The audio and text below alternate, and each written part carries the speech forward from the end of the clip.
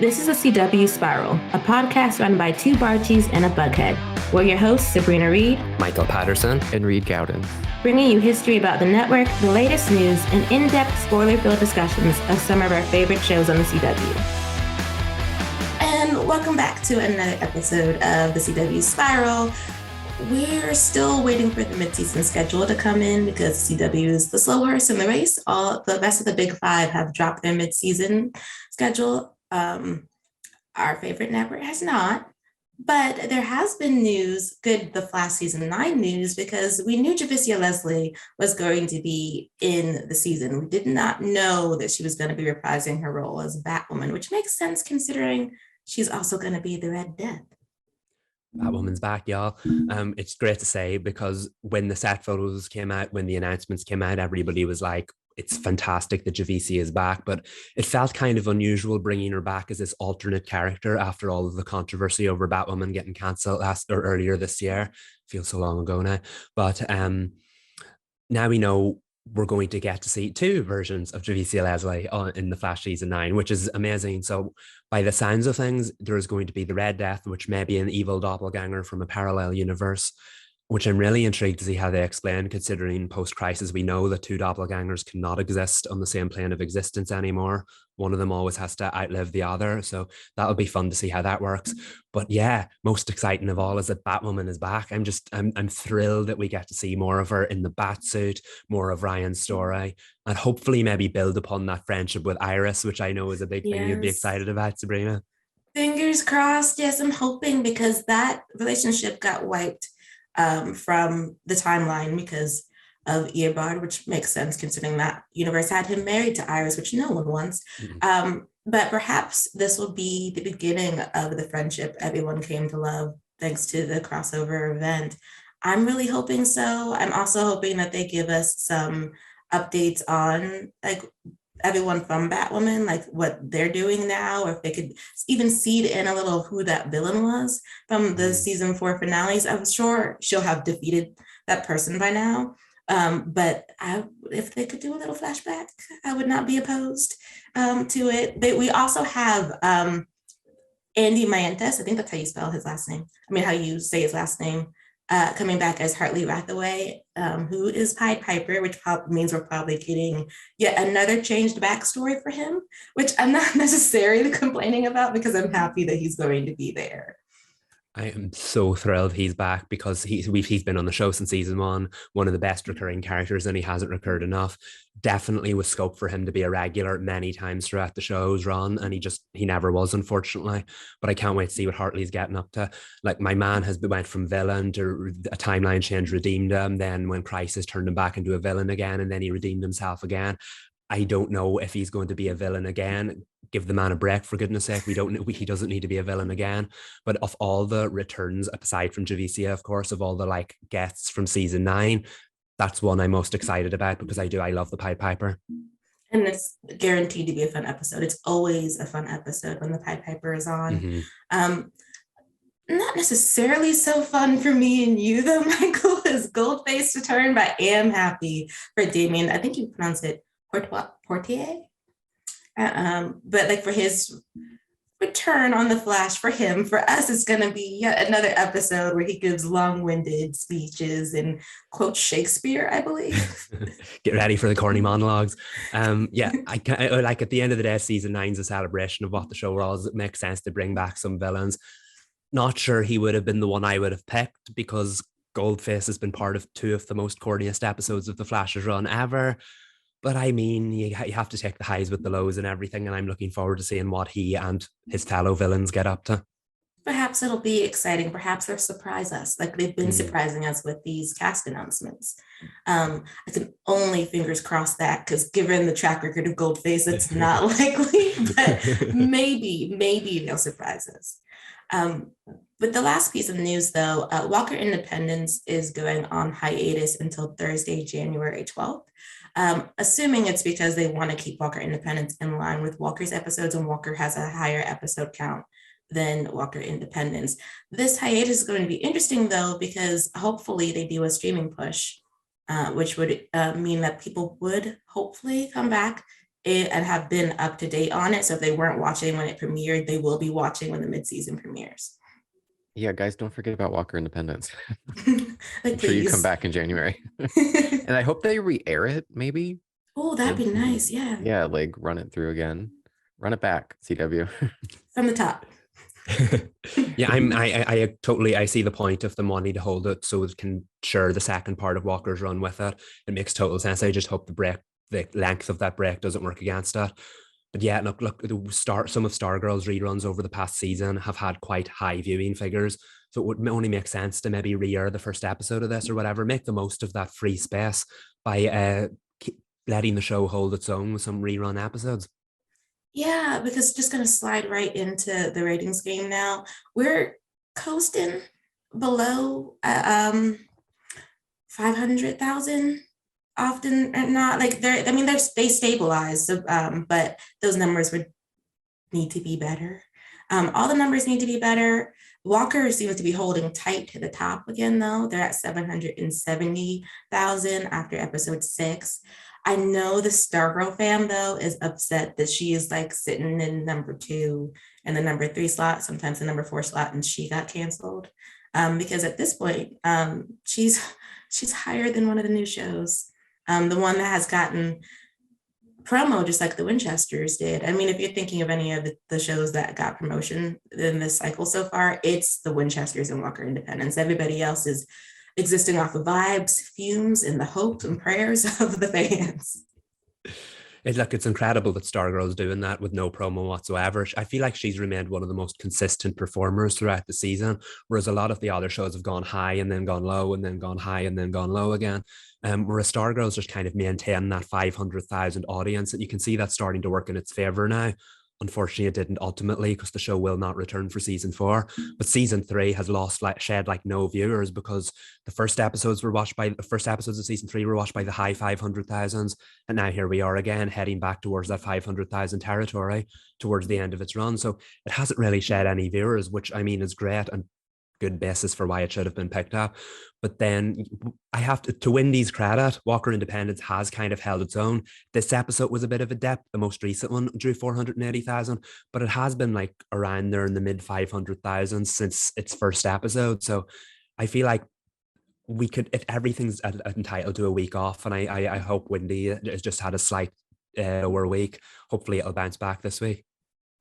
I hope so. I mean, it does well in the delayed ratings, right? We're hitting 1 million, which is why I wish we had all the delayed ratings for all the shows just to see where they line up, because I don't know if it's like the acquisitions where, like, for instance, Family Law came in at 280,000, but I think it gets bumped up to somewhere around the 400,000s by the time it's watched again. So, I mean, watched later, but it would be great to sort of figure out, like, where do the shows land once the delayed ratings come in if they're not a new show? Because All American is coming in at 520,000 this week, and All American Homecoming came in at 410,000. Do they get an astronomical growth by the time we hit the end of the week? Like, it's just... Yeah, we might think that Wendy's 1 million with delayed ratings is really good, but like we don't know how it compares to the heavier hitters on the network like Walker or All American. So it begs the question of, if ratings are the name of the game, which is what Nexstar told everyone, which is again why the Stargirl fandom feels burned, then what are they trying to reach? Like, what is their end goal? Like, I really wish there was some way to verify what everyone hits once those delayed ratings comes in, because there's always talk about how All American is a huge show for the network, and it's like, is it for a huge show for the network, or is it a huge show for the studio once it hits streaming? Like, what is it? Because it's talked about a lot. People feel like it's one of the biggest shows, but as far as on the night ratings go, it's not touching Walker, which is considered the show of the CW. I feel like Walker's kind of in a class of its own, and this lineup this season has definitely shown that, because it's consistently the top most watched show, and by quite a lot. from number 2 onwards, those shows kind of are in and around the same vein, whereas Walker on its own is just there at the top. And I feel like it's going to remain unchallenged until Superman at Lois returns. And maybe with the Flash's final season, it might get some more of its glory days viewing bump like that. So I feel like Walker's going to remain unchallenged. And yes, that certainly works in Walker's favor, but I don't think we should like be concerned about the other shows, because like all of them are in and around the same viewing figures, and the network can't cancel all of them by this time next year, because isn't it true that they're hoping to start their own lineup, not the coming season, the season after that? So they're still going to need some holdover. There's going to have to be some shows, some continuing dramas. So not all of them will survive, but I feel like it can't be just based on those ratings, because they're pretty much similar. That's why the +7 day and streaming numbers are more important than ever right now. Yeah, and go ahead. Oh no, you go ahead. I have a completely different thought, I think. Oh, you do? Well, this is like the reason why whenever Deadline comes out with another article, even if it seems like it's not really going to give you the information on what's going on with the CW, I read it, because they were like, oh, Nexstar's selling a casino to offset like the losses from the CW. And I was like, let me just sneak in here and see if there are any quotes we can get. And to your point, Michael, that was one of them, that the CFO, Leanne Glia, was talking about how they are not going to be able to put their content on until the fourth quarter of 2024 and into 2025, which was a surprise. Because they had been saying that, yeah, the 2023, 2024, that's going to be all us, and everything else is going to be sunset. And it's like, looks like not. I wonder what came back, what information Brad brought to the table. And I think that, dare I say, that bodes well for the likes of Walker and Superman at Lois that are drawing well, because I'm sure they're probably some of the more expensive shows. But that aside, at the end of the day, the name of the game as far as television goes is advertising. And if the CW can guarantee that more people are tuning into those shows, then they can advertise their upcoming original slate or whenever. So I feel like, I don't want to get my hopes up because we've been burned far too many times by this network, but I do think the higher performing shows will probably stick around for at least one more season, so the network can use them to launch its own lineup the following season. I know we've always said that it was going to be a marathon, not a sprint. Like, we're going to see the effects of everything that's happening now further down the line. But just hearing the year 2025, it doesn't seem real. It's shocking. It does, because they were like, we're going to be profitable by 2025. I was like, that. I hope that's true, girl. Yeah. There seems to be concern because, like, Leanne was like, we'll get to the light at the end of the tunnel. I was like, are we a little shook at Nexstar? Like, are we a little tunnel? I agree though. Final seasons are coming, which is, I know for some people that'll feel like bad news, but it's actually good news, because the concern was that they were just going to cancel them. Like, just wrap up your seasons as best as you can. The majority of the roster is going to be like bye-bye, and we'll keep like the two new shows, Walker and Superman and Lois, if they can keep them. And it seems like that's not necessarily going to be the case. They are going to have to slow their roll in the train that they thought they were going to be speeding on. And what's really interesting is, like you just said, they wanted to have a game plan in place by 2025, and right now it sounds like their game plan's only going to be kicking off around the time 2025 comes, because that's when they're going to have their own unique original programming. So maybe they'll be profitable by 2026 instead. I don't know, but it feels like it feels like they came out with this like solid game plan, and now they've looked at the numbers, they put things together, and they realize, well, it's still a solid game plan, but we might have to just press the slow motion button a little bit. Rome wasn't built in a day. Exactly. Or whatever that saying is. Like, they're not going to get there overnight, which is why some of these shows will survive, simply because they need them. I don't know if they want them, but they're going to need them, because they can't have a full TV season in between with nothing on the air. I mean, we've been saying that. You know what I mean? It feels like every episode. It does. I mean, because it's true though. Like they hopped into the game, and it felt like they were speaking in a way that they knew what they were talking about, and everyone else was like, this is not how this works. You can't do all this like this. It is strange though that we keep touting the 58-year-old average, because it got mentioned again, and that they want to start, gearing the channel towards that. And Deadline even points out that it just seems weird because Nexstar also mentioned that the CW app has been downloaded more than 90 million times. That's a lot more than I would have ever guessed. Yeah. Why have you been sitting on that stat? You should have released that. People would have been like, oh, wow, that would have caught people's attention. Yeah, if that many people or users, I don't know if that's cumulative or like, I doubt 90 million people currently have the CW app. I feel like that's a cumulative number. Why has that not been a bigger priority? Like, it's just, I'm speechless. It's shocking. Like, granted, they had been pushing the CW app, but this makes a bunch of sense about what they were talking about how the demo comes back in, with the delayed ratings and with the streaming numbers that aren't, we're not privy to. I don't think anyone outside of the network is privy to, but it's just like, okay, does that mean, and I told you guys this in our group chat, this might be wild and not something that they're actually going to do, but it does make me wonder if they might shift some shows to be streaming exclusives for their app.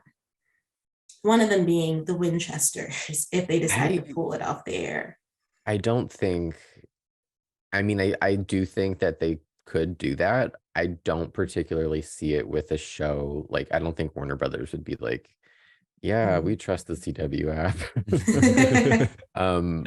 I could see them testing the waters with some streaming exclusives that aren't as big. Maybe you do have to go big or go home and try to draw like the supernatural fandom to your app and try to launch it that way, but it doesn't. I think they would start from scratch. I don't think they would move an existing show. That's just my prediction right now in the moment. I remember 2 years ago, just pre-pandemic, there were rumors that they were going to, some of their in-development spin-offs would debut on the app as streaming exclusive. So you had Green Arrow and the Canaries and that The 100 prequel, which languished in uncertainty for years, that they were going to move them and see how they would test on the streamer.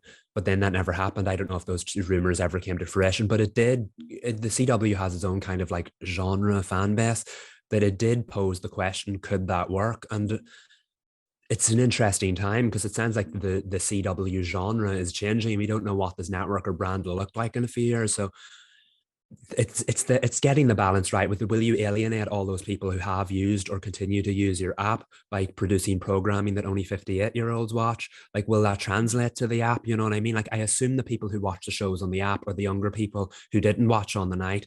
And if that's the case, then why are they spending so much time in preparing to produce programming for people who watch on the night, and that's it? So there's a bit of a disconnect there for me. They have this like gold mine with the app, and it sounds like they're just like casually dropping these stats out rather than announcing them, and yet they're running with the 58-year-old stat instead, and they keep rehashing that in every single interview. And I'm like, can we not get a better balance here? Clearly the shows you have perform relatively well on streaming. How do you know the new shows you make will continue to do that? Yeah, so that's why there has to be a way for them to utilize the app in some way to keep the demo that they already have. But it needs an overhaul. Like, it needs its own branding. It needs its own, not CW Seed. It needs its own, like, Sabrina, you brought up Freebie, which I'm not saying that's like that should not be like close to anything being the name, but like, yeah, but the like, idea, the concept is good.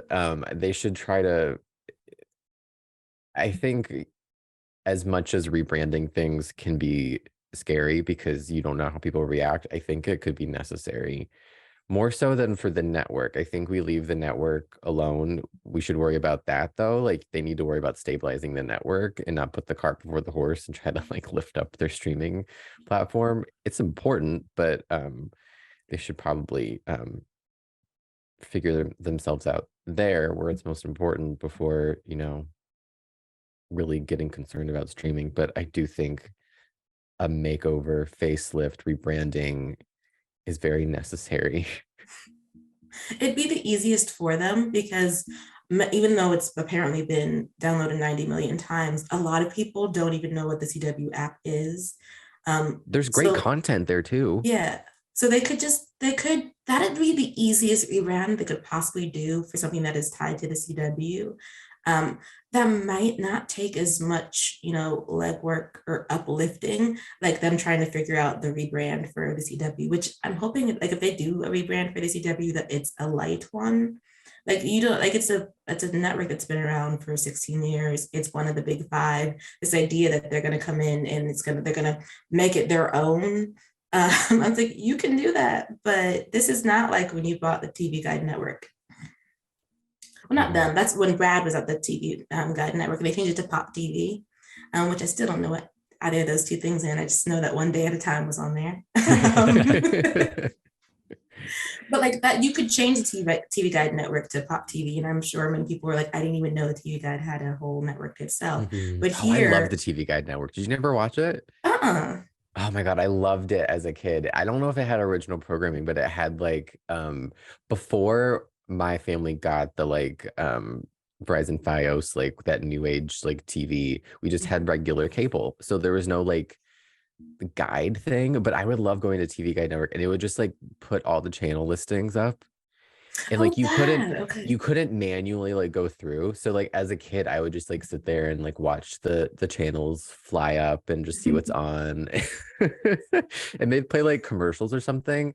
It was a waste of time, like looking back, watching that as a kid, but I loved it. It's like when you watch infomercials. Did anybody do that as a kid? I did. Yes, but no, I do know what you're talking about now. I think I just saw it as the TV Guide, not that it's its own network. They might have had programming later on down the line. I just know it was in 2003, there was like just the it would just TV scroll listing. up. And I don't know if that was like the entirety of the programming, or if it was just like every like 10 minutes they would air that. I have no idea, but I loved it. The patience of like 90s kids though, because like if you missed the channel you were looking for, you would just sit there and wait for it to come back around. Yep. We had the attention span back then. It was pre-Twitter. That's true. Okay, so but as far as the CW goes, I was thinking about how both Evil and SEAL Team were pulled from CBS to air on Paramount Plus, to stream on Paramount Plus instead, which is why I was thinking they could probably do that with the Winchesters. But you're right, WB would be like, no. Like they would probably just move it elsewhere themselves, which is another thing. Now that I think about it, maybe final seasons aren't coming for some shows. Perhaps they'll just get moved elsewhere off of the CW. But who knows? At this point, we're going to be living in limbo for quite a bit of time. Just unfortunate, but true. But if we were to make predictions for what will be around for the 2023-2024 television season, in light of the new news from Deadline, it looks like I would assume that All American's going to get final seasoned. It's the oldest show on the network, and a lot of TV that's not procedurals isn't really going past like even a season 6. And if they final seasoned it, that's where All American would be. Granted, Spencer is only in his freshman year of college, so if they wanted to do a school year each season, they potentially could, but it's unclear whether or not they'd want to do that. I would figure that they'd want to fast forward him so that we get to him potentially being in the NFL, and then the series ends with him being drafted. Yeah, they could do a time jump, right? Or like a flash forward. I mean, it's happened before. I just hope that they being, I guess, the new CW, remember that All American is an organic hit. Whereas like, not to call out Walker. This is actually what I was going to say during the ratings game. Walker was kind of like grandfathered in. It has like built-in awareness because it's a well-known property, Walker, Texas Ranger, and also Jared Padalecki. Like there's like two things that were really going for it that kind of solidified that the show was going to be a hit, whereas All American was, built from the ground up. So I hope they give this show what it deserves, which I know that's a low bar given the past year with giving shows what they deserve. But I mean, for an organic hit, it's really given such a legacy. And I think 6 seasons, that's There are so many shows that have lasted years and years and years in the cultural pop culture like awareness. And I think All American could do that too. Like 6 seasons is a perfect amount. Yeah, 6 seasons in a movie if I But wanted. it could also go on for more if that's what is in the cards for it. That's true. If there's enough story for it, obviously with Spencer's career there is, but there comes a point when for some shows where it feels like, yeah, you could continue on, but do you have a story you want to tell for that amount of seasons to get him to the end of his college career and into his time in the NFL? Then there's Justice U, which I know I keep championing it, but I really do think they're going to slot it in. Yeah, I feel like I'm just like naively hoping at this point, but I also do feel like the show has something working for it, and that in a year or two down the line, there might be no superhero properties on this network. So shockingly, that makes it quite unique. And it is kind of unique compared to any other superhero stuff. Like Gotham Knights is a very like no tights, no flights look about it. And I feel like Justice U, at least in its early days, would have a similar kind of look. And maybe the new CW would be hoping that that's the kind of programming they could produce rather than straightforward superhero programming that would appeal to other people. And like it's a veteran property because it's attached to the Arrowverse, because you have John Diggle obviously as the lead. So maybe they're hoping that would reel in older viewers as well. I don't know. I'm going to hope that it sticks around. I don't know at this point. Maybe it's just like I said, naive hope, but there's just so little in development that feels like it has a real shot of going forward. And thanks to the good news we heard about this recently, I'm at least hopeful about it. Yeah. I'm not gonna lie to you guys, I'm a little worried. Mm-hmm. You are? Is it the budget thing? It's just the vibes are off. The energy is bad at the network regarding this kind of genre. I hope if the CW is like, nah, I hope that maybe like HBO Max would be receptive, or like it would find a home somewhere. I mean, I want it to go through, obviously. But I'm just concerned. I'm concerned with everything that's in development. Yeah. Yeah. Yeah. But I think there's a way to do it. If the concern is about, financing, who's to say the Justice U superheroes have to all have powers?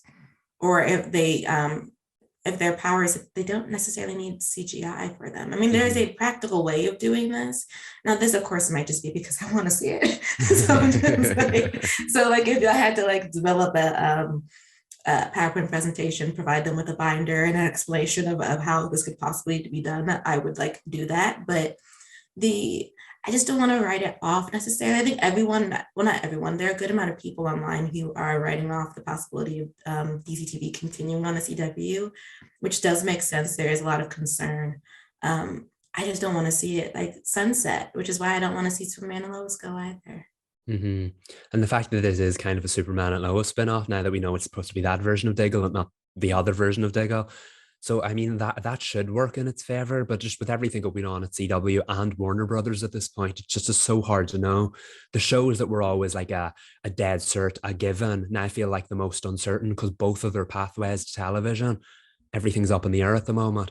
But like I said, I'm just going to have some naive hope and sit in my corner and hope that we can manifest it. I'm in complete denial that Superman and Lois could be in danger. It's not even that it's my favorite show or that I would be lost without it. Those things are semi-true. It's not my favorite show. You guys know I enjoy it, but I just can't imagine a world where this show doesn't last at least 6 seasons. It's just incomprehensible to me. So the fact that people are concerned about it, I'm like, what are you guys up? It's fine. Right. But it's possible. Anything's possible. But I hate that it could potentially be in danger. It just doesn't make sense. No, it doesn't. And I mean, I really want to have our definitive Superman for longer than everybody is writing him off for. They're like, oh, Henry Cavill is coming back. And I was I get that. I'm glad you're excited. I am excited for Henry. I want Tyler Hoechlin to be around. For me, he is our Clark Kent. And it would be a shame if they prematurely decided to end that story on the CW because of what's going on at Warner Brothers Discovery and how they want Superman to be back on the big screen. And it's that's great, but Henry's been waiting for a bit. He can wait a little bit longer. I mean, we are all going to be waiting a little bit longer anyway, because in reality, these movies take a really long time. So they could fit in a fifth and four, five, six seasons of Superman and Lois, and then launch Henry back into the DCEU. I have seen so many people say that Tyler Hoechlin is the best Superman since Christopher Reeve, and having seen all of the Superman in action, I without a doubt agree with that. He is easily the definitive modern Superman. We saw him play the traditional one on Supergirl. We see a more realistic, grounded take on Superman at Lois, and he just has nailed all layers of the character. To end that show just because we have the DCEU's big screen Superman coming back would be a complete injustice to what I think is the best live action version of Superman we have ever seen.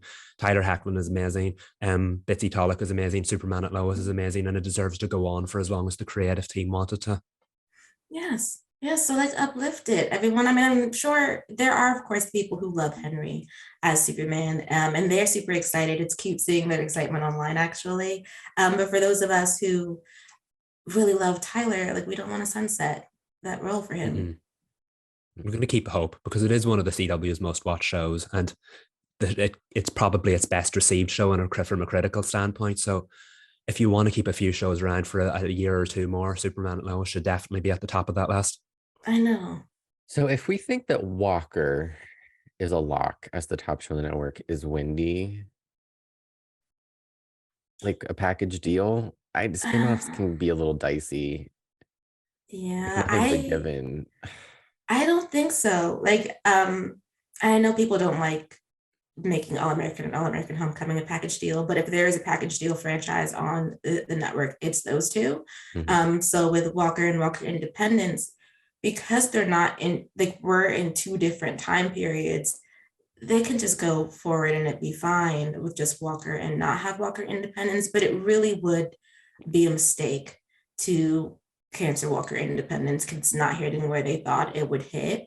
It is really hard to sell a period Western, let alone a period Western on a network that doesn't really do period dramas. So they need to give it time. Like no premature decisions. It feels like it caters to what their new demo is, but also to the younger audience. I don't know. But then, okay, periods. What do you think about the Pin Hat Society? Oh, it's going forward. Mm-hmm.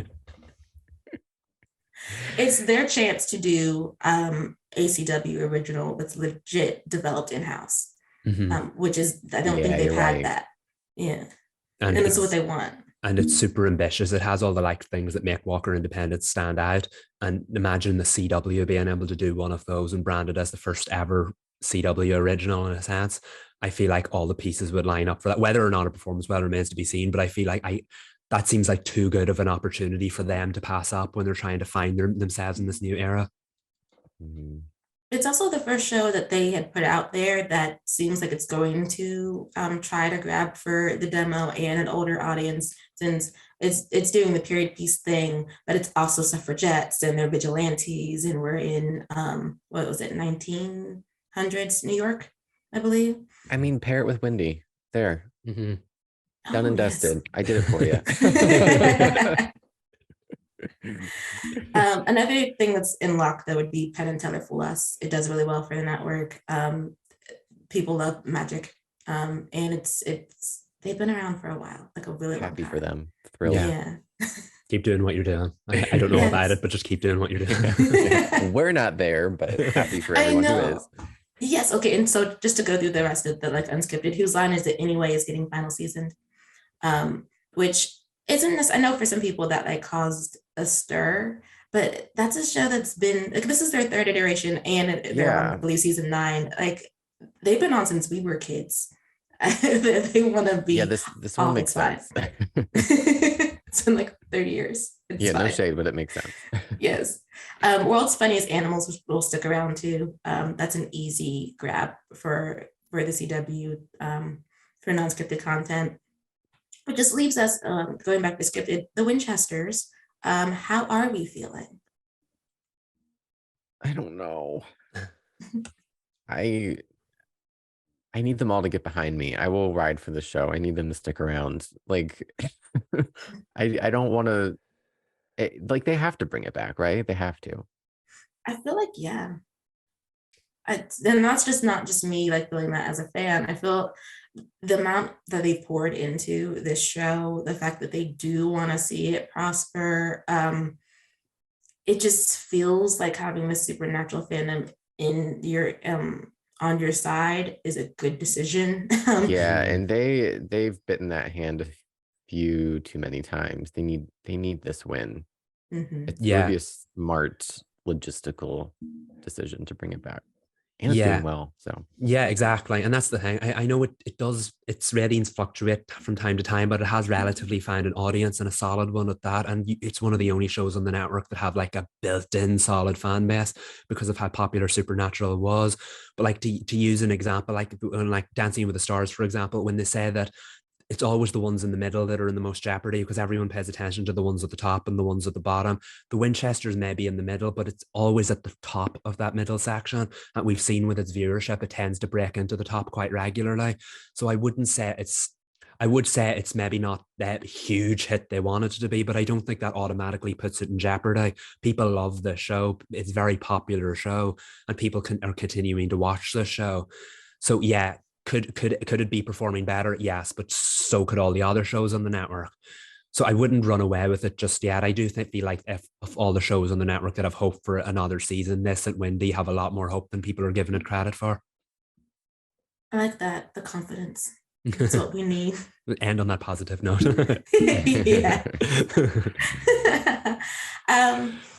As far as it's too early for Gotham Knights, Kung Fu is liked by two of the top people at Nexstar and the CW, but they're just concerned because of ratings. All American Homecoming, they're concerned for ratings. To be frank, though, none of the shows are safe because they said that. They said that everything's on the bubble. So like the predictions that we're making really are just based on longevity, the ability to have more story, and the amount of attention they've given the shows. So this is not to say like, oh, they think it's not coming back, therefore it's not coming back. We make no decisions over there. So these are just our thoughts. The same goes with the shows in development that are potentially an issue, because there was Jake Chang, there was Zero. We haven't gotten updates on them about where they are in the development process since Nexstar took majority ownership. But there has been a Babylon 5 update, and that update is just that they're still in limbo. So it is unclear what Nexstar is going to do with the shows that are in development outside of the one that they announced themselves, which was the Pin Hat Society. But Reed, you had spoken about this, about how just because it doesn't go forward with the CW, it does not mean that those projects are in danger of not going forward anywhere else. Yeah, I mean, because Warner Brothers and CBS, Paramount don't have majority ownership of the CW, they could shop them somewhere else. I mean, I don't think the CW passing is the end of the road for anything that's in development. Like, these are properties that I think that could be important for the studio, so that they'll try to make it happen if it's possible. We see it all the time, like shows get in development hell, and it could be like 10 years before they find a road to getting on the air. I think Riverdale had that kind of path too. There are lots of shows where it takes a while to find a home, find the right fit, find the right script. So while it might be, if the CW is like, yeah, we're gonna start fresh, kind of like consciously uncouple with with CBS and WB, I think the studios could take them elsewhere, whether that's streaming, a different network, or just like put it on the shelf for another day. Yeah, I mean, there's precedents for that. The Girls on the Bus was at the CW and it got moved to HBO Max, and Glamorous was at the CW and it got moved to Netflix. Yeah. So it's not like if CW passes, this is it. Though it could take a few years, but that only when you pay attention to development news, that's when you get anxious. But like there are shows, like you mentioned, Reed, that took 10 years to get there, and we would have never known. It felt like that they were greenlit like 2 years ago, and now they're on TV. Yep. I feel like if you have a studio backing you, you have more of a chance of finding a network, and like clearly these shows in development have a studio behind them. So I do think that there's promise. It's nothing is guaranteed anymore, but there's hope that they can go forward. And that is where we'll leave it. Another positive note. And we're going to slide right into what we're watching because the Winchesters was everything as usual. I was, oh my gosh, I was shipping to an almost fatal extent. There was so much material in this episode. Right from the beginning, they really got us from the top of the episode. That motorcycle moment between the two was just like John and Mary are everything. And then the decision to like how they frame the shots where we're like, we're on their faces and then we're peeking through like the parts of the bike, and the fact that she led him on thinking that she didn't know how to do it just so she could see how he would tell her how to fix the bike was like the most adorable thing. It was. And the fact that like they've been playing the long game with them for so long, 4 episodes isn't that long, but they were going to be playing the long game generally. And then this one just kind of like attacked you with it in the opening moments. And I was like, oh, wow, we're going here really, really quickly. And of course, ultimately, they ended up doing that tropey thing where to love them, you have to let them go or whatever at the end. But they really made us think in the first couple of moments of the episode. And like you said, the way the scene was shot, the way they were looking at each other, the subtle just performances of them were, they said something, but you knew they were really saying something else. Just the subtext in that scene was glorious. And that reeled me in better than any like supernatural zombie or whatever they were up against. That was a great opening. Their slow burn reminds me a lot of Clark and Lana in Smallville in the early seasons, where it's like they give you little like starts and fits where like they have those looks with each other, they have those deep talks, but like there's something between the both of them that holds them back. So it's like one step forward, like 15 steps back. When it got to the end of the episode, I was like, oh, this is exactly like that. Yeah. Oh, it's going to be a fun journey. But I feel like we always wondered what it would be like when they started like showing that real like attraction to each other more than they already have. And I feel like this was a great test of it, because we know there's more coming, obviously, hopefully. But yeah, oh my goodness, I feel like that was the biggest talking point of the episode, and I feel like we could talk about it for ages. That's true, because I mean, there's so many layers to the way that they were unraveling like their feelings in this. They're so scared and pining really, really hard. Where even Millie's like, so I like her. I know you like her. Are we going to say something to her instead of looking through my mirror at her? like the window right there, where he's just looking through the looking glass at her, which was lovely too. The Mary asking Ada about her own relationship that wasn't necessarily a good idea, but that she went with anyway. With Ali, the Jinn, like that was there were a lot of revelations actually in this episode. Did not expect to find out that Ada has a son, let alone a grown son. Who's half monster. Yes. I know. That was like, I was like, oh, backstory. Great. Right. And I was like, oh, son. Oh, half monster. Oh. And that's the thing. That's what I loved about this episode in particular. It was one of my favorites now so far, is that it very much was like, okay, we're getting into the John and Mary off it. And then it became such an Ada-centric episode. And now they tied the two of the stories together really nicely, because we knew John had that kind of like affection for Mary. But the fact that then Mary had that conversation with Ada, and then Mary had that moment in the car where she was like, Ada was our age when she and Ali fell in love. And John just looked at it and was like, and then she had that realization, like she let too much out and quickly moved on. Is again, subtext glorious. But it was really nice to see Ada get the spotlight, because I have said that while they very much are like a core group of 5, it's specifically focused on like the team of 4, the 4 that always go out in the field, whereas Ada always had her own separate arc. It was really nice to finally see her get pulled into the main story this week. And I really like what we learned about her. There's clearly a lot more there that we've yet to learn.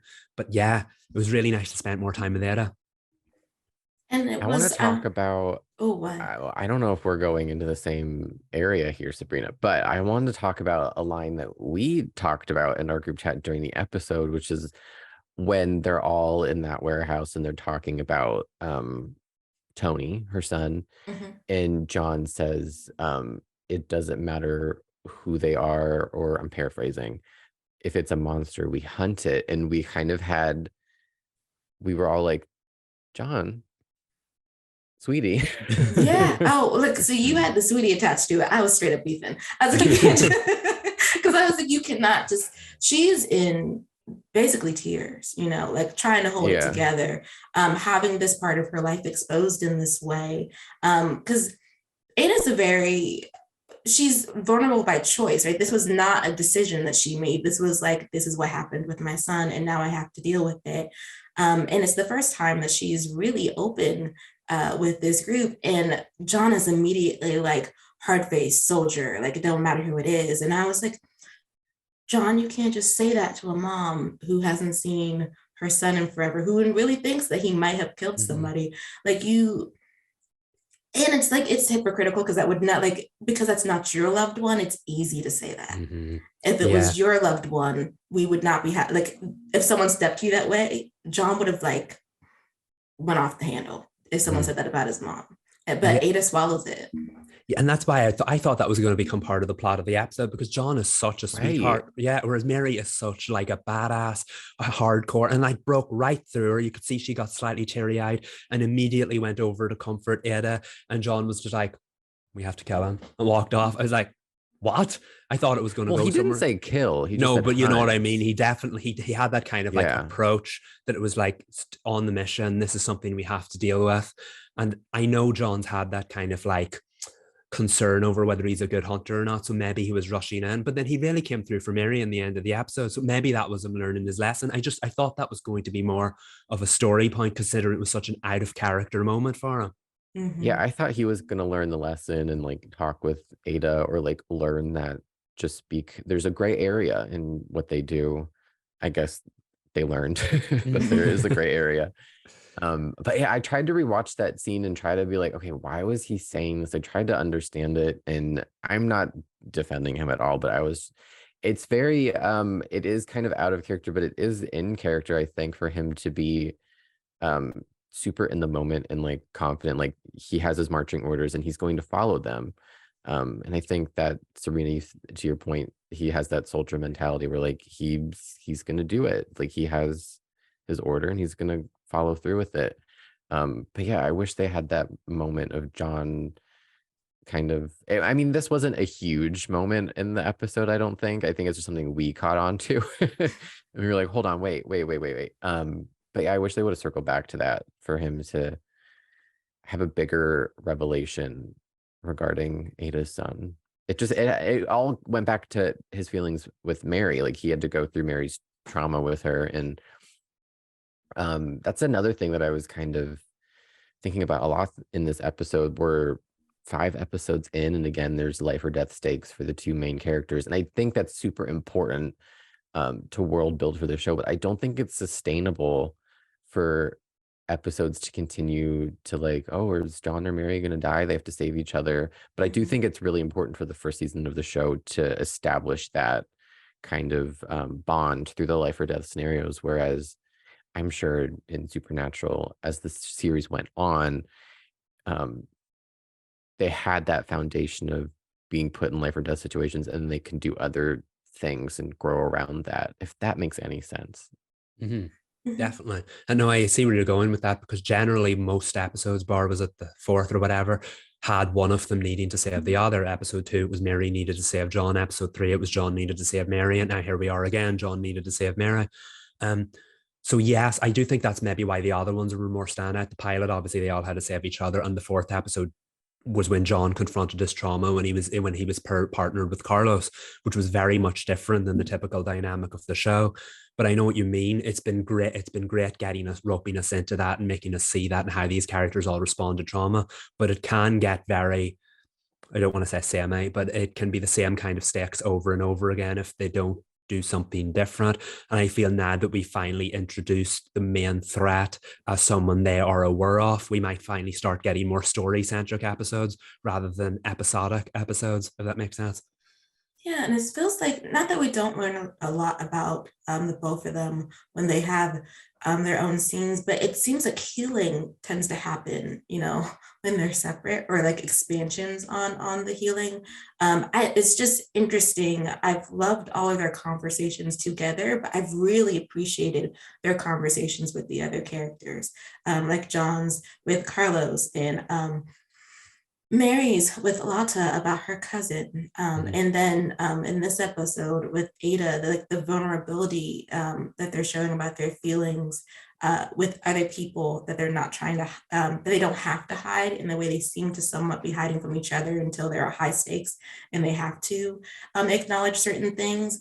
I do think if I had to put like a strike against this episode, I really do wish that they had spent more time on John, realizing what he had said was wildly inappropriate. It was startling, and I would, but it was a decision. It was like if it's going to be a part of his character, if he is someone who feels like it's hunting and that's what we have to do, then like challenge him on that. Nobody challenged him on it. The story kind of did by making Tony the person that had to help them save Mary. But there's no acknowledgement for that either. Like you were ready to hunt him, and then here he is, ready to help you. Because he didn't kill anybody. And he is a young man who's been on the run, thinking that his mom believes him to really be a monster. Like not just that like he's half monster because that's his species, part of his species, I guess you would say. But that he is someone capable of torture and murder and feeding on someone to the point of death. And that, so I think the best source of the unpacking of the trauma in this episode actually had to do with the way that parents can change who you are or your perception of yourself. Because that was Tony's issue with his mom, even though he had accidentally walked in on her dreams. It wasn't like he did that. He didn't find that out because she told him. He found out she's scared because he did not mean to invade her privacy, but he did. And then you have Mary's parents who were very intentional about the ways they made her scared of the world. Mm-hmm.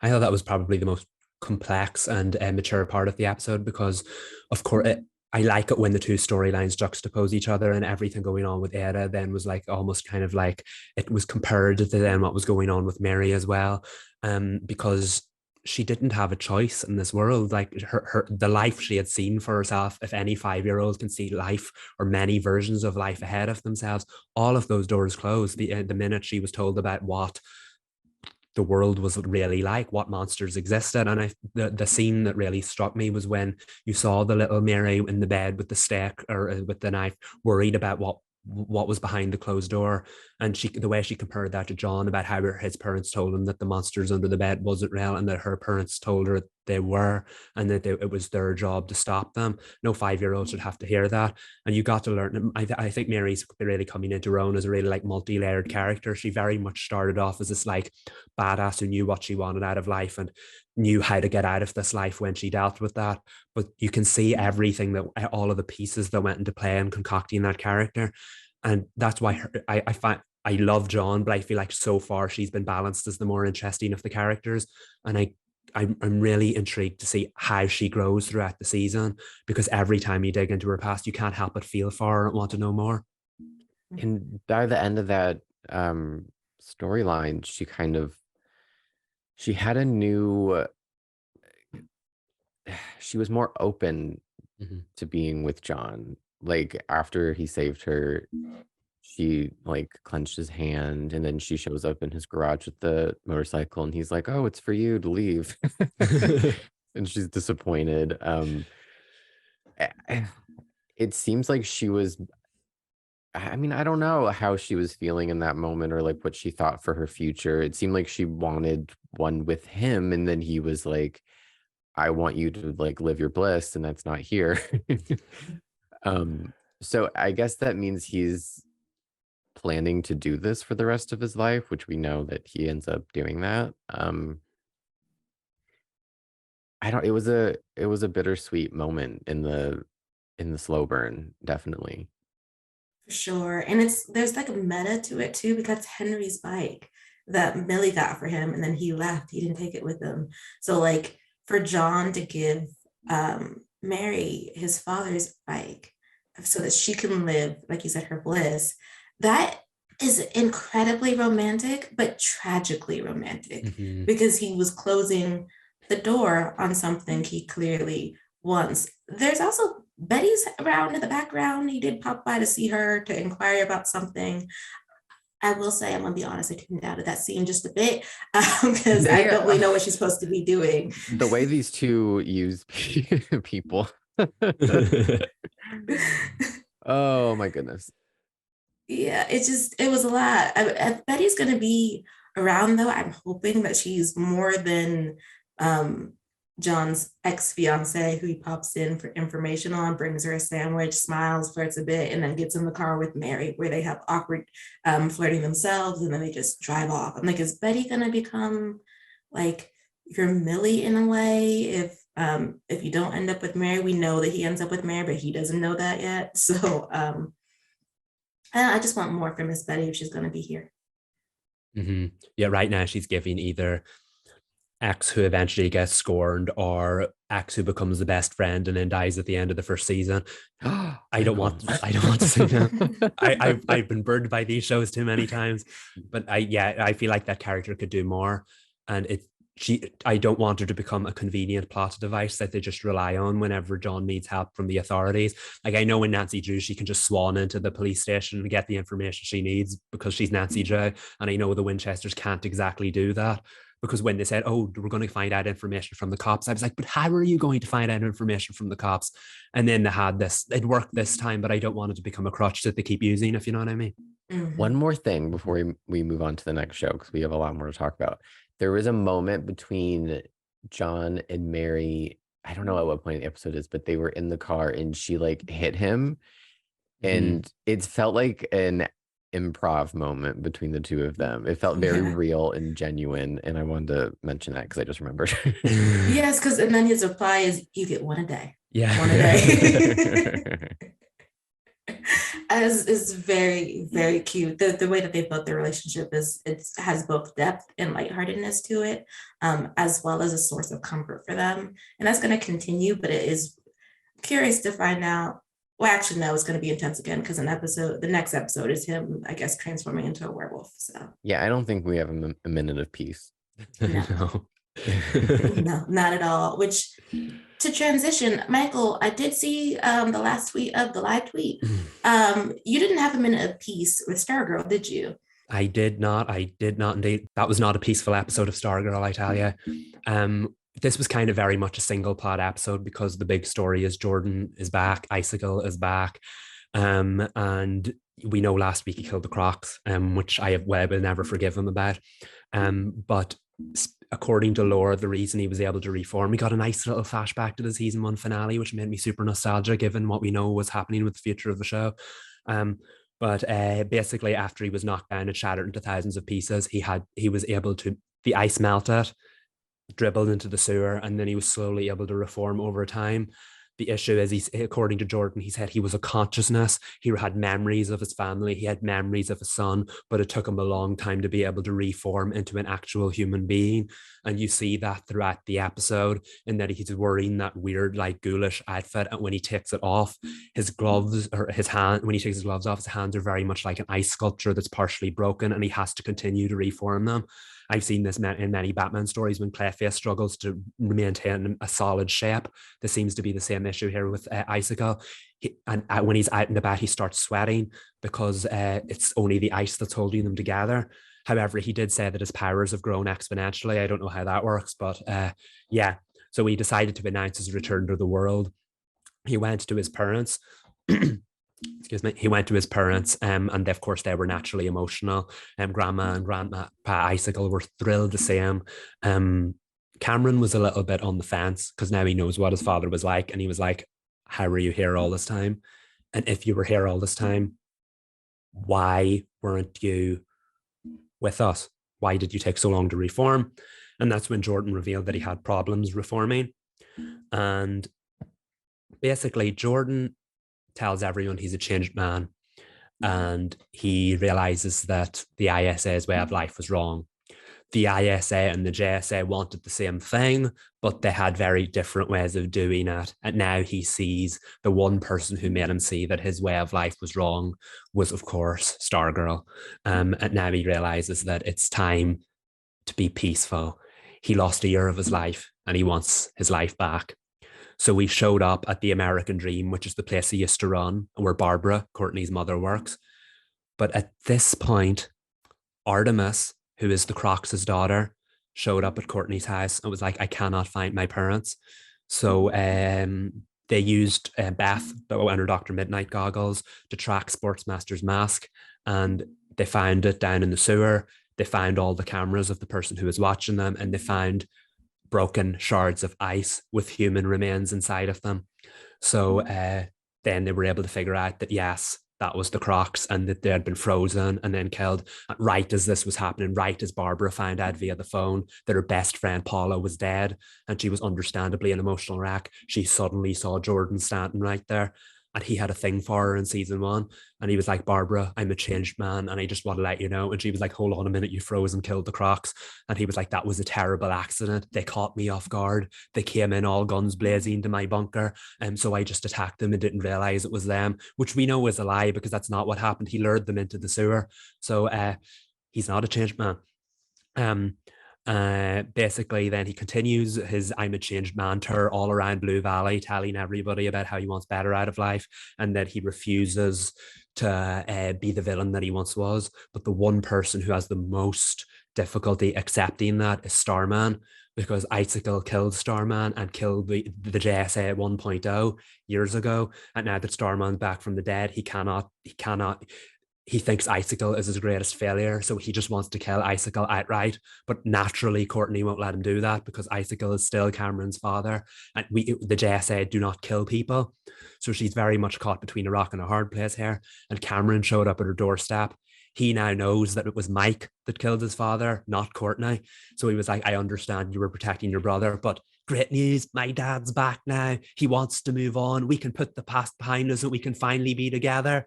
And Courtney has an understandably hard time believing that, but they do share a kiss on her doorstep, and she promises to think about it. And then she happens to run into Icicle in the town, and he's like, "I'm a changed man, Courtney. I promise you, I'm a changed man." If you say that many times, it's not the truth. Exactly right. He was like, "You made me say it. You made me say it. Stargirl made me say it." And I know how much my son cares about you, and that's all that matters to me. So you can be together, we can be happy, we can finally move on past this decade-long rivalry between the JSA and the ISA. We can be free. And she didn't believe him. She was like, you literally just killed the Crocs. And he was like, that was a horrible accident. And she was like, but you killed, in season 1, he killed his former ally, the Wizard, and all of his family. She's like, but you killed all of them. She's like, you killed the original JSA. How can we move past that? And he was Wait, like, does Cameron know any of this? She did tell Cameron that he killed a lot of people. I don't know if he told them who he killed. So Cameron's having a hard time figuring out that his dad wasn't a good person, but he's also trying to reconcile the fact that his father wants to be better. And obviously he wants to believe that his father's finally alive after all this time, because he spent the last 2 seasons in like unbelievable grief over the death of his father because he didn't know anything. So I understand Cameron wanting to see the best in his father. I do understand that, but nobody else wants to see it. And but anyway, Icicle was like, thank you for hearing me out, Courtney, and then walked off. So Courtney is conflicted. Courtney Whitmore believes the best in everybody, but how do you believe the best in someone who has consistently murdered people and showed no signs of redemption? And he used that against her because he was like, why are the Crocs allowed to change? Why is Cindy Berman allowed to change? And why am I not allowed to change? Basically, you've become frenemies with them. Why can't I be frenemies with you as well? So I thought that was a great way of tying the conflict of the primary story into this storyline. And so then there was a big confrontation on the porch between Starman, Pat, and Stargirl, because he was like, you have to let me kill him. You have to let me kill him. And she was like, no, that's what started the JSA's downward spiral in the first place. You killed someone years ago, which is what unleashed Eclipso on the world. You can't go around killing people. And he's basically like, why? So Starman we know Starman has anger problems. He's kept them under check for the last 6 or 7 episodes. But when he first found out Icicle was alive on a search for the Ultrahumanite, he burnt the barn the Ultrahumanite was found down with the staff. He just lost it. He went completely angry. But Icicle's main point of I have changed is he has told the JSA, the Ultrahumanite hated the ISA as much as he hated the JSA. We would never let him enter our team. So I'm his sworn enemy. So basically, guys, let's team up and stop him together. and no one believes him, but they do believe that he hits the Ultrahumanite and that the Ultrahumanite hits him. However, in the final scene of the episode, Icicle went into the forest, and in the scene, like out of every single version of King Kong, the bushes started to shake. We heard the crackling, and out stepped the Ultrahumanite, the large gorilla, looked down at Jordan and roared at him. And Jordan was like, "We have work to do." So the two of them are working together. We knew they were working together. Jordan is using the Ultrahumanite to do his bidding, and now he's causing more chaos with the JSA starting to turn on each other all over again. It's a mess. Without a doubt, it's a mess. But the one good thing about it all is when Mike and Jakeem were like, "We need to help our team. We don't know what to do," Cindy showed up at their house. It was like, "You shouldn't leave the door unlocked. I broke in so easily." And she has basically offered to join them because she said we shouldn't, with Icicle back, with the Ultrahumanite out there, we should trust people, we should work together, but she doesn't want to work with the JSA considering they turned against her. So basically she wants to do this so that she can basically say, "Haha, JSA, I was good all along." So she's doing it for the greater good, but she's also doing it to spite Courtney and the JSA, just to prove to them that she can be good, which is basically Cindy in a nutshell. She's going to do the right thing and claim the glory for it. I love our problematic queen. Yes. So she was only in one episode, but a very memorable scene. And they were like, "Welcome to the All-Star Squadron." She was like, "We are not calling our team that." So I think they're going to look for the Ultrahumanite. And meanwhile, while the JSA has problems with Icicle, but little do they know, or maybe they do know, that the two of them are actually working together. Now, is the Ultrahumanite hard to find? Well, Starman went into the forest and looked for him and couldn't find him. Icicle just wandered into the forest and found him easily. So conveniently hard to find, I would say. Yeah. I was like, he's a massive monkey. Got to be hard to miss. But he basically, that's everything that happened in the episode. But I just also would want to praise, because it was very plot centric at the start, I was starting to question it and was like, two main characters died here. Where's the grief? The episode did turn into a real mature exploration of grief because Artemis went home. Artemis has barely been in the show, and when she does, she usually has anger problems and beats people up and laughs about it and then runs off. But she basically went into her own house, looked at all of her sports achievements, looked at pictures of her parents, and then just had a complete and utter meltdown and screamed, and then burst into tears and cried by her bed. And I was like, yes, this is the stuff the show does really well. And I was worried that the plot had overwhelmed the episode. But then when she was crying, Barbara, Courtney's mom, walked in. It was like, "Artemis, you need to stay with us." And then the two of them shared a beautiful moment where they hugged, again, which is such an important moment because Paula had built such a good bond with Barbara, and now Barbara's looking after her daughter now that Paula's dead. So that was such an important moment. Meanwhile, Yolanda, who is also staying at Courtney's at the moment, Barbara is just the mom of the year, taking all these kids in when something happens to their parents. But Yolanda then rang her mom, who threw her out because she was keeping secrets from her. Yolanda rang her mom and told her that I was keeping secrets to protect you, and I love you regardless, and then burst into tears as well. And then Starman, of course, is also struggling with grief and guilt over the fact that he let the JSA die the first time around, and that Icicle was responsible for it, and now Icicle's back. I think Starman does tend to act on impulse here, and he always does it wrong, but it's important to acknowledge that Icicle was responsible for that in the first place, and I think Starman's afraid of losing this new family he's got. He just wants to take Icicle off the board. So the grief of the Croc's death and just grief in general played a large part in this episode. And I thought that was the thing that stayed with me the most, because it was a relatively story-centric episode. There weren't any subplots, and just the Crocs were such an important part of the show, and I'll miss them terribly. And I'm glad that the episode did take time to acknowledge that, because we've only 2 episodes left, and I know the tension's going to be ramped up from here on out. There are only 2 left? 2 left, yeah. And it's off on hiatus next week. For 1 week, I think, because of Thanksgiving. I assume that's why. And the promo for the next episode is, remember, Courtney and Starman have this deal that only one of them's allowed to use the staff. One of them has the staff while Courtney's at school. Starman has the staff while Courtney's at school. Courtney takes the staff out after she comes home from school. So the two of them share the staff because the staff chose the both of them, and that was the deal they had. But in the next episode, we see Starman in a Starman outfit, and Courtney's holding the staff. He's like, "Courtney, I need the staff. And she's like, you're not getting it. And he just goes like that there, and the staff flies into his hands. And he was like, the staff is mine. It has always been mine.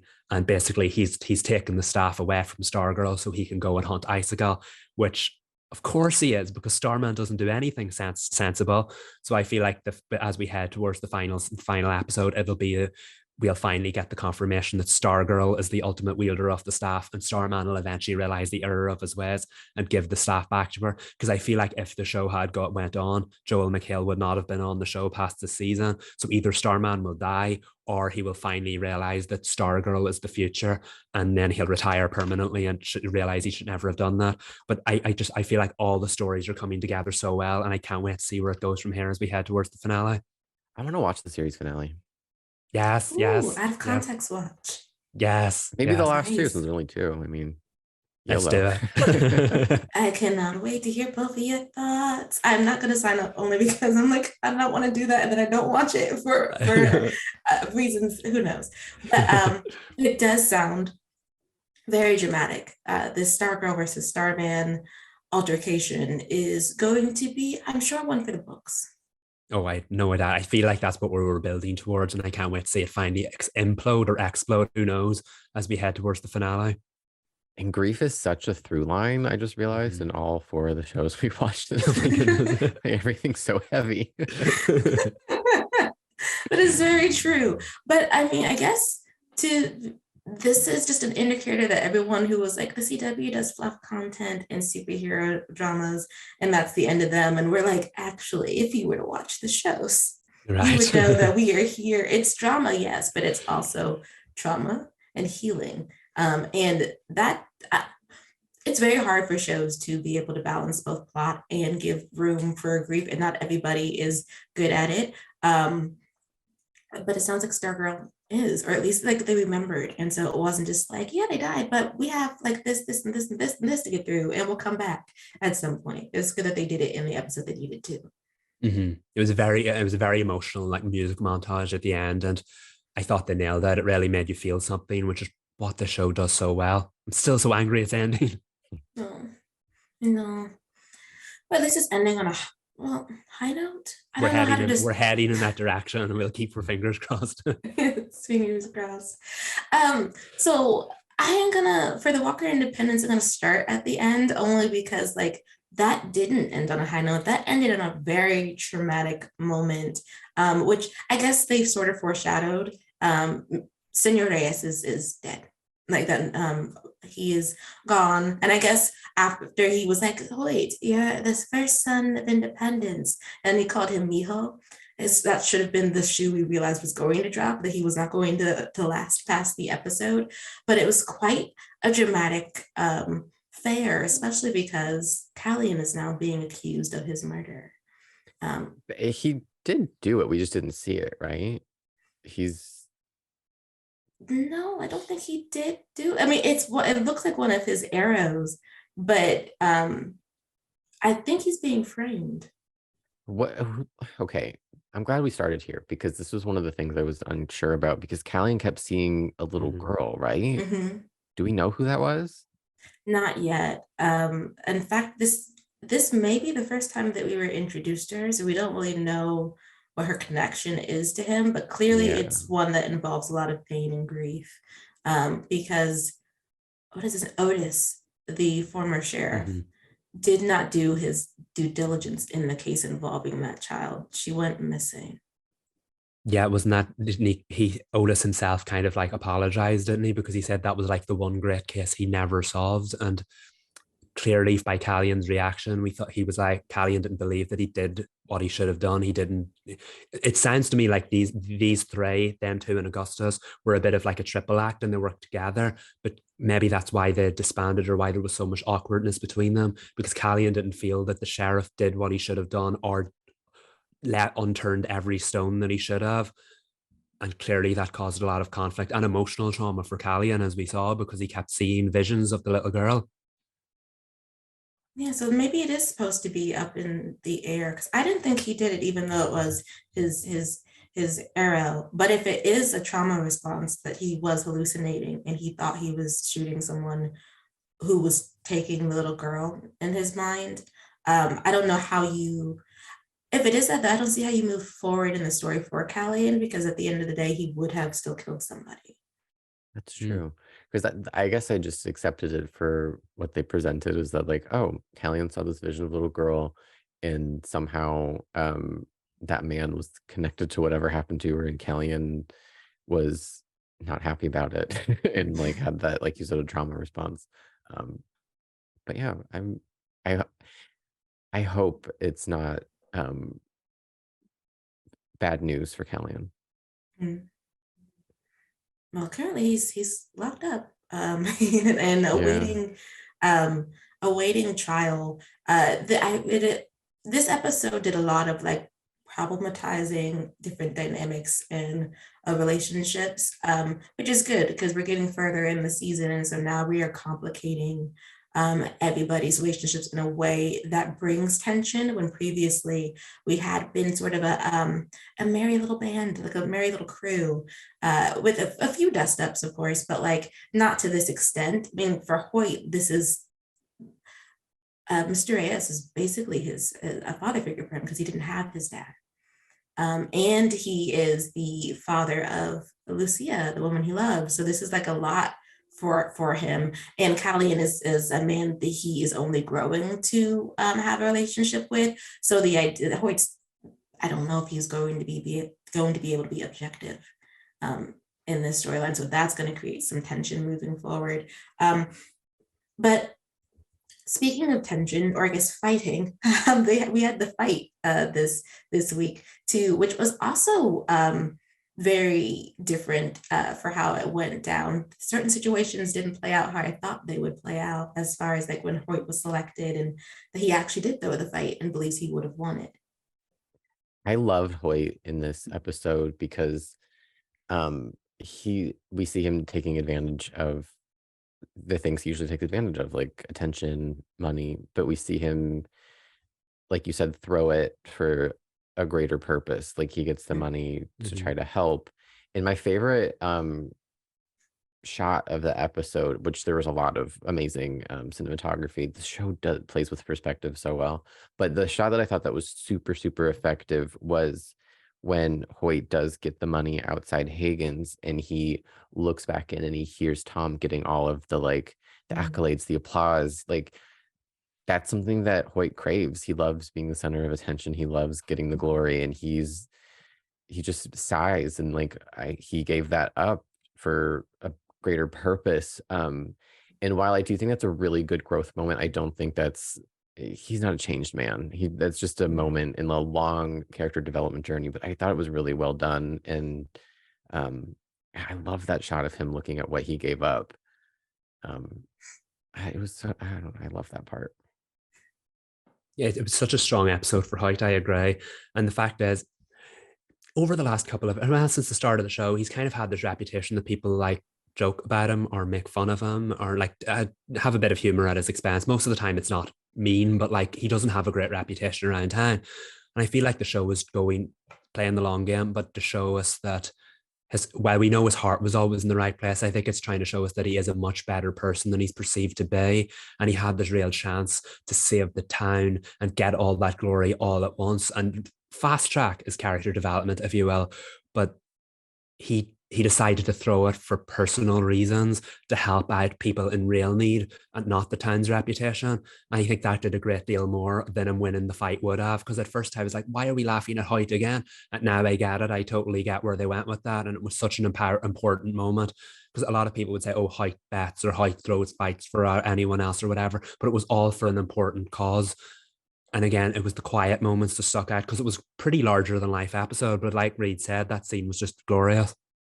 Yeah, he's treated a lot like the comic relief, and Matt Barr is really great at that. But they always do seem to seed in little moments with him where he is incredibly loyal as a person, and his like love language seems to be acts of service or like and then gifts, because he's always like he stole the dress for Lucia, he hid money for her in the bouquet, he stole the ledger for for Abby, so that they could get information on what Teresa was doing. Like he does these little things for everybody in his life that they're appreciated in the moment, but it doesn't sort of make them expand their vision of him for some reason. Like he's still treated very much as like their bumbling friend, who, yes, is an outlaw, but is a terrible one. And it was nice in this episode where you could see that he really just wants to be appreciated by the people in his life and by the people in town for the things that he contributes, because he does contribute. It may not be like always the best, he doesn't make the best decisions, but he's always trying to bring something to the table, and he wants to be seen as valuable and a resource just like everybody else. He knows how people view him, and he kind of I think he plays into that more often than not, just because it's like, oh, that's who they think I am, that's who I'm gonna be. So the moments that he does do something well, it doesn't, like, the way that he did it isn't the way that you think he would do it. Like, it's in a very, like, he's fighting somebody. Like, it's not completely heroic, but it's those little things that aren't instinct that he does that humanize him. We see him in a different way. And even if everybody else doesn't see him that way, we see it, and he knows that happened. But I'm sure he'll go back next episode to being a hot mess. But speaking of heroism, let's talk about Tom. I was a little confused by his motivations this episode, as far as like trying to make independence great. It seemed like a personal mission for him now, rather than it being a mission for the Davidsons. And it was interesting to me to see that sort of switch for him, where he wants to be seen well by everyone around him. Like, and that was something that was there in previous episodes, but it seemed to be more like an artifice. Like he wants everything to look the way it's supposed to look and run the way it's supposed to look. And this episode, it felt like there was more heart in it than previously. Yeah, it's definitely like, I feel like we mentioned that it feels like they're heading in that direction, that he was very much the villain, where you see the like cowboy silhouette of the hat and the coat and everything, and he has maybe two scenes, and they're both like lines of dialogue that are quite imposing in the pilot. And then as the shows went on, you saw, well, hold on a minute, there's actually like a personality here. Oh, wait a minute, there's a bit of heart here. Oh, wait a minute, there's a real character motivation here. It very much feels like they're trying to set it up as though that while he is absolutely a threat that needs to be taken seriously, he's also a victim of maybe his upbringing or his environment or whatever, because he does have some similar qualities that we see in Hoyt, and that need to be appreciated, and that maybe want to do the right thing in certain situations but not do the right thing in others. There was more of an empathy about him. I felt more for him, and we said this show has done it so well that whenever the big cliffhanger came in, that his life was hanging in the balance, and you were like, wait a minute, I actually care about this character. And like, no one could have said that after the first episode, when he's just tipping his hat to people and walking off. Okay, yeah, who stabbed him and why? I don't know. I tried to pause and like look at who it was. I'm sure it was just a stand-in, but like, who was it? I know, because he's just in the laundry, just laying out there with a pool of blood. I mean, he's not gonna die, but No. It was interesting, to kind of be like, oh my God, Tom, are you like, you're not good, but like, I hope you're gonna be good, because they have done such a good job sort of building his character in a way that makes you, if not empathize with him, sympathize. And the fight where he took Kai's advice after, nearly biting it, like, because he wasn't going to listen immediately. We actually going to a moment earlier before that, during the fight, they really need to stop giving Tom and Abby moments, because I cannot be on this ship like at all. But like, he fell because he didn't listen to Kai's advice, and he's just, there is Abby just looking like an avenging angel, and instead of being curious about why she should be, like, she was looking at him very hatefully.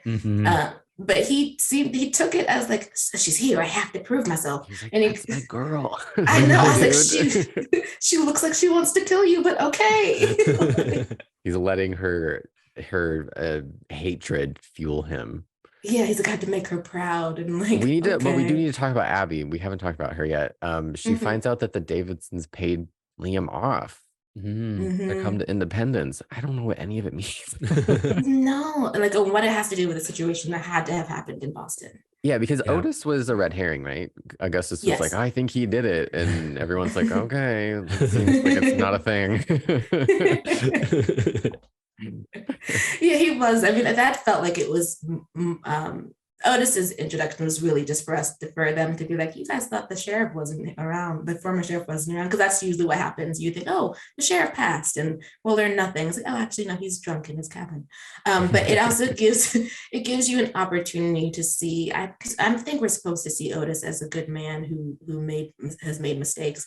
That might be a way of at some point foiling him against Liam, where because Liam also took money. Like, and they were both in law enforcement. So like, it's just, again, problematizing the way that all the characters see each other. Like now Abby has to contend with the fact that, yes, she didn't know everything about her husband, but she wouldn't have ever thought that he took money, that he took a bribe. And that's the reason why he's in town, which also, I guess, implies that what Tom is doing is what Liam would have done for the Davidsons. Oh. So then why did Tom kill him? So many questions. I know. That's something we're gonna have to sit with. It's such a mystery. But that is probably what is also circling around in Abby's head too. Yeah, because the emotion of her when in that last scene when she uncovered all of that and like cried to Kate, I think that was a very powerful scene because she has been protecting Liam's legacy every time she has had a conversation with Kate. Well, Kate's been trying to dig into the secrets and the truth and everything, and she wouldn't let Kate get past that. So it was a very powerful moment that she kind of confided in Kate at the end there, because it was a big realization for her that the man she thought her husband was may not have been that person, and even if he was, what was the motivation behind doing this? Yeah, and she was able to use her connection to the sheriff's office to find this information out. The dynamics continue to get more intriguing as the episodes go on. That's for sure. And then we got Calian and Gus unpacking some of their friendship for us too. I did not know it was enemies to friends. Like, so he's a Buffalo Soldier. Like they were fighting against one another, and then there was friendship. This kind of does explain though why Augustus has been like, why do you have new friends? Like, what's happening? Yeah, he clocked Abby and Calian talking. He did not like it. He did not like it at all. And Abby and Calian's relationship is growing as well. I do want to know what Augustus's problem is, other than like she is an unknown entity. And they are sort of starting to bring up more like, because Otis too was like, she's here and Liam has a wife, now a widow. That Abby's like, don't look at me. So like, and I'm sure Gus, even though he's not saying anything, has also realized that, because everyone has been like, Abby is rolling around in town and no one is thinking that that's Liam's wife. And I guess these are all very smart people. Like, how have they not been like, huh? Who are you again? But now they're sort of unveiling that no, people do have questions. They're not asking her those questions, but they've clocked that she came to town in a very interesting time. I'm predicting by the end of the season, her jig is going to be up. Yes. Yeah. It has to. Yep. It has to be. It has to. But then it's a question of, will she have the answers that she wanted before that happens? I doubt it. She'll get some, but it's just going to get messier. That's how you make a series. Everyone was like, how are they going to make this show last? And it's like, this is how. Friends, it just gets messier. And messier. And next week's going to be, tonight's episode, because we record on Thursdays, is going to be... it's gonna be super messy with Calian rightfully calling people out about not defending him when he has done nothing but be of use to this town. Hashtag free Calian. We're running his campaign. Yes, free our man. Is there anything else for Walker Independence before we hop over to Horsehshoe Bay? I mean, probably, but I'm excited to talk about Nancy. So let's go. Let's get into Horsehshoe Bay. Okay. What's the first thing on the agenda that you want to unpack? Season 2 premiere. I think you guys could probably guess what I want to talk about, and it's that Ace is like the wrath of Ace. Like, you Yes. know, he was like secretly resentful of like holding it against Nancy. He was like, he very much had like, I love you, but I don't have to like you right now. In this Yeah. episode, he was like, what you're doing is not okay, but it doesn't mean I'm going to give up on you. And I was like, you're right to say it, Ace. Say it loudly. But it felt like, it felt like it came out of nowhere because we're only 3 hours later.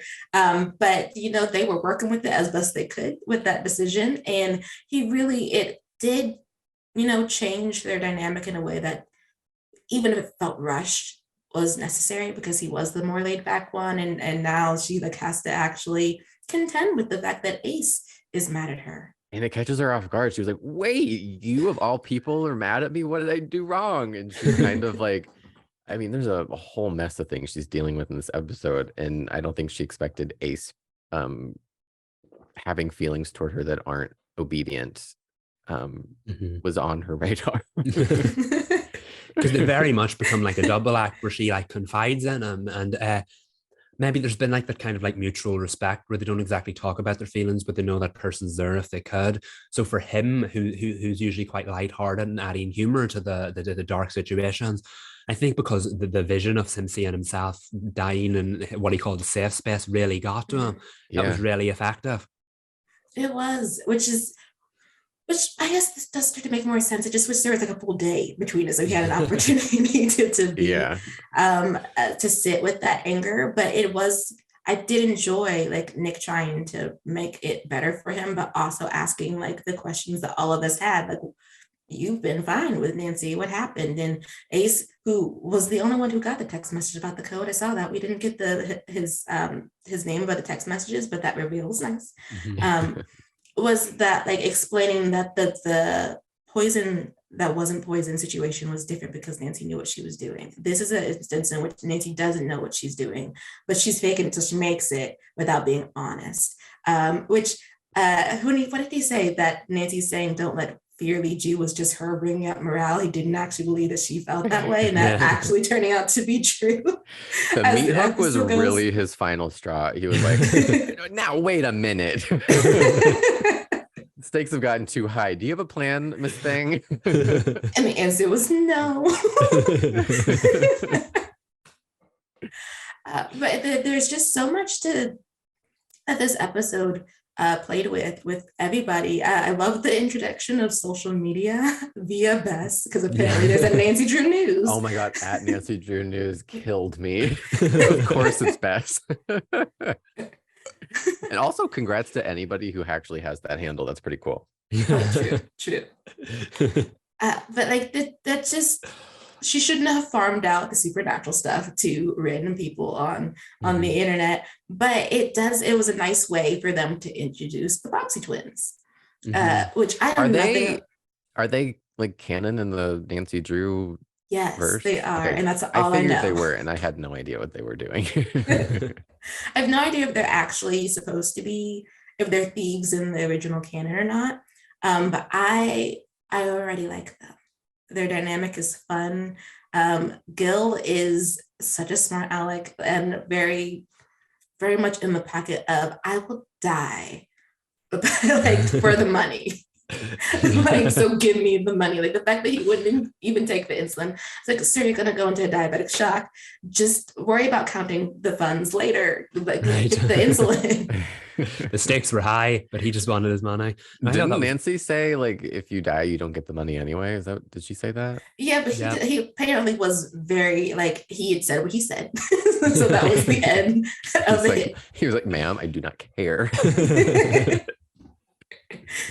But the mystery that everyone goes on to, the fact that they're all a little bit not necessarily out of sync with one another, but like there's prickliness because of the whole situation that Nancy, I was gonna say that Nancy put them in, but I actually didn't think that was fair because they all decided to call the Agleka. And like, so you're all responsible for this situation. Like, granted, it was, going to be hopefully for Nancy's benefit, and that's not exactly what happened. But they made a decision as a group. So like we have to accept the responsibility as a group too. I did kind of like, I know I said last week in our double feature, the season 1 finale, that I wanted them to realize that like everything they're searching for, they have together as like a family unit. And they kind of did get to that point with the flashback to, was that a flashback to the pilot? Because I guess I didn't realize that was Nancy's first day at the Claw, that was the pilot. Because wait, so was it 4th of July in the pilot? I was confused about that. I thought so, because she had the fireworks on her phone, or is that just a different Horseshoe Bay thing? I guess we'll have to look that one up. But I was so confused. I was like, I didn't realize the pilot was Nancy's first day and like her first meeting with Nick, because they seemed pretty like connected by the pilot. Yeah.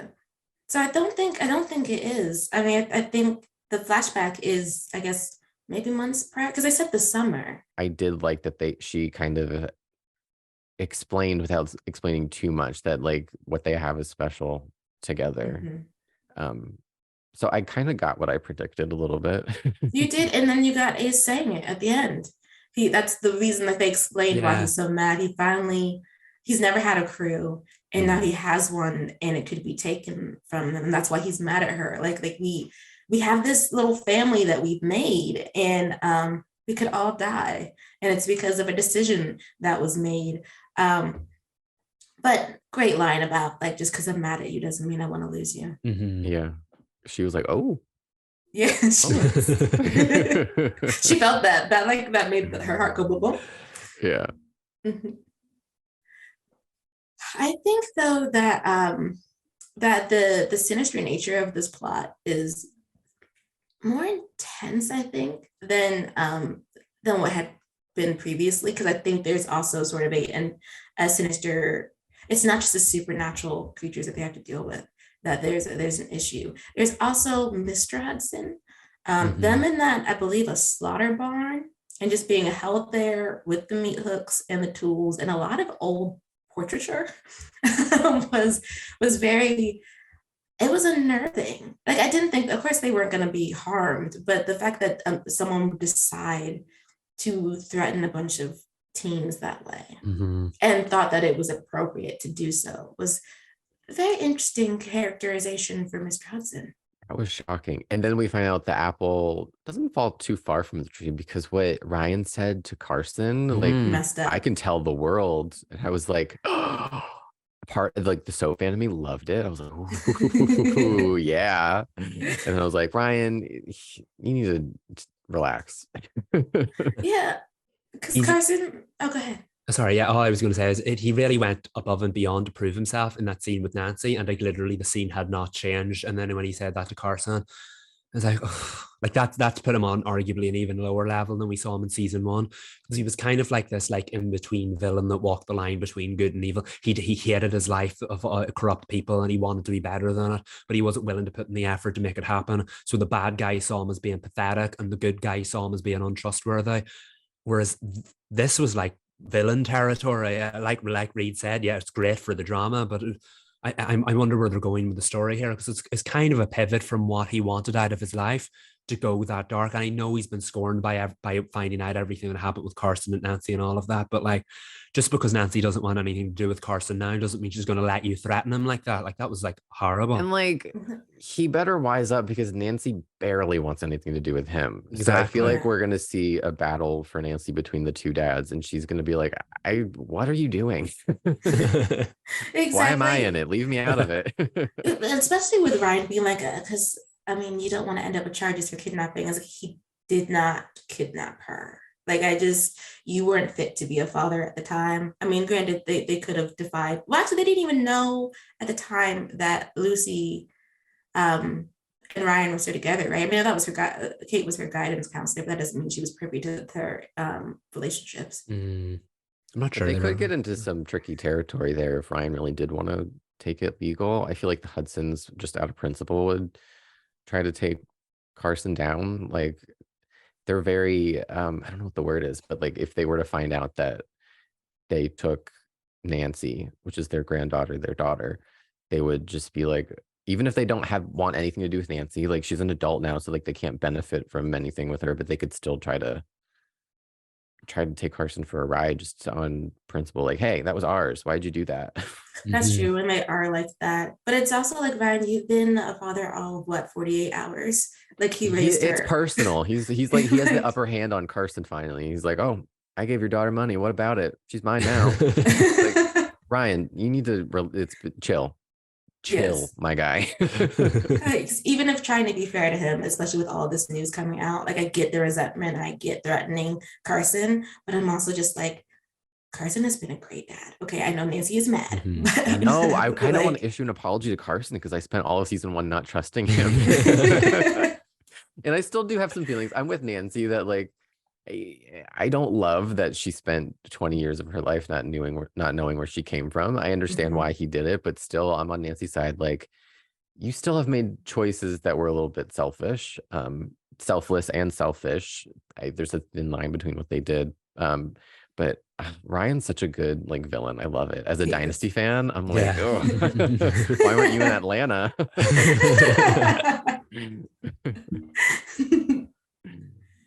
But speaking of villains, the Agleka she's there, and of course is going to be like a very important part, but I like that we like sidestepped her just a little bit to focus on this really gnarly woods full of wraiths. Like that was an interesting choice, and seeing those scarecrows were a lot. Like I'm sorry, Drew, I would not be walking. I love the woods. I would not be walking through the woods that look like that. No, I love that now we're in season 2. They're opening the world up a little bigger. We get to see more of Horseshoe Bay. We get to see more of the lore and everything. Whereas season 1 they kept it contained to those stories. But I thought, as a season 2 opener, they were like, okay, now we can really get into the thick of some things and open up the world. And part of that was the woods and the wraiths and the new characters. And they didn't let us rest as per usual. I feel like I was watching this through a different lens because this was a post-pandemic premiere. And with the exception of maybe Batwoman that had to do a complete reboot because Ruby Rose left, most of those shows tended to just pick up where they left off. Like The Flash had the last 4 episodes of season 6 as the first 4 episodes of season 7 before it then started at season 7 story. So I was like, will we see that with Nancy here? And while the storyline did very much carry on, we have the Agleka now set up as this big bad, and we don't know if it will be a big bad. They definitely went above and beyond to change the presentation of the show. Yes, it picked up 3 hours or however many hours after the finale. And most premieres tend to jump like 6 months. This one didn't. This picked up and that left us where we left off. But there's definitely a different like visual quality of the show. It's darker, it feels bigger, and it feels like now like the Ace at Nancy storyline kind of went all in on that when they were only teasing us before. So they were like, let's give it some stakes now. Yeah, exactly. I like the new tone and the new stories that season 2 is set up, even if they're partially continued from season 1. It just feels different, and I can't wait to see where it goes. Yeah, and they're still closing some things out. Like George and Nick still haven't told Nancy. And Nancy and Nick did share that little moment, well, a recognition of their first meeting and what it meant to both of them. But Nick still like kneeled and hid his handhold with George to reassure her, which I thought that was really nice. There's one, I do have a qualm, and it's when I love all the character development that happens in the moment in the bus. We were told online that there were people that season 2 was all about who am I and who do I want to be. And that clearly started in this premiere with Nancy being afraid of herself and being afraid that she's the worst parts of all of her family. And I thought that moment was beautifully acted by Kennedy. I thought it was lovely. I'm glad they gave her that space. It just, I needed a scene with all the Drew crew freaking out because they were all just watching the bus go up in flames and like holding on to each other. And it's Gil who saves her. And I was like, Ace didn't run in to get her. Nick didn't try to run in to get her. Like the girls weren't trying to go back to the bus. It just didn't seem, I was like, no, like they're, even with them being mad at her and they're still close to her. And I just don't see them not trying to get to her. I mean, Ace mentions it later about how, don't do that. But also in the scene, they're all like placidly looking at the flames, like she's not in the bus. Yeah, I feel like the scene where they did a bit of damage control there, and it made me like, that's all right, now they've dealt with it, because at least he acknowledged it. But I agree, I feel like that scene very much honed in on Nancy while she was in the bus and barely showed us their reaction outside, because naturally one of them would have ran in to try and save her, none of them did. So it kept them at arm's length. I know what you mean, that doesn't really add up, but I guess it was just done to highlight the new character like Gil and give him his big moment. Are they setting up a thing between them? I wondered that. I think so. or something. I'm into it. I could see it I too. mean, Yeah. I like the character, so I'm all for a slight layover to Naceville. I think we have 2 of those though, so buckle up. Or 3, if I remember what I have seen from online. So we're here. Nace isn't ready yet, so I'm okay for it to continue being a slow burn. Like, Yeah, we need to put Nace in the oven a little longer. they're playing long game. That's okay. Yeah, it's fine, especially because he has to stop being mad at her first. So we can make progress. But it was a lovely premiere. It was a good premiere. I really enjoyed it. I think that's it. I don't know if I don't have anything else to share about Nancy Drew. Do you guys? I don't either, other than the fact that I'm very excited for the season now. Yeah. Yes. It was different but same, and that's how I like my new seasons. I'm really looking forward to seeing where it goes. And we have 18 episodes, right, for this season, I believe. Yeah, I don't know why right, I kept telling myself it was 13, but it's 18. Yeah, so we're buckled in. It's very exciting. Which I guess this is now when we should say that this is going to be the last pod episode before Thanksgiving, which means that we will not be back until Monday, December 5th. That does mean Nancy is on pause. Everything is on pause, y'all. But we will be back in December with more Horsehshoe Bay and the rest of the reviews that we do. Can you believe that we're heading towards the hiatuses? Wild. How did we get here already? We were just talking about the start of fall TV. I know, right? I know. Now, if only they could just drop the mid-season schedule. Like, take it back. I mean, it'll probably drop as soon as we finish. The second we leave the Zoom. Yeah. But that's just our lot in life when it comes to the news the CW drops. But we'll take it anyway because we've been waiting forever. But that is it for this pod episode. If you are watching on YouTube, don't forget to subscribe and turn on the notification bell so you get notifications for when new episodes drop and when our reviews drop as well.